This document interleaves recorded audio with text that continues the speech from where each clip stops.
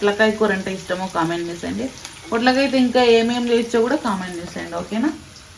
చూడండి, మమ్మీ శారీ బాగుంటే కామెంట్ చేసేయండి, శారీ బాగుంది అని.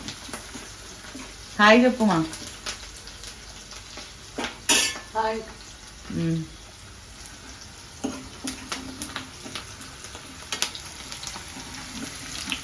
సో వేగుతుంది, వేగనిద్దాం. వేగిన తర్వాత నెక్స్ట్ ఏం వేసుకోవాలో చూపిస్తా.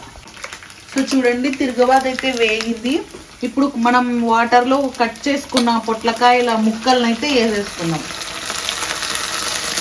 మాకైతే ఒక 3 పొట్లకాయలు అయితే సరిపోయినాయి. పెద్దవైతే మీరు ఒక 2 తీసుకోండి. బాగా కడుక్కున్న పొట్లకాయల ముక్కలు అయితే వేసేసుకోవాలి.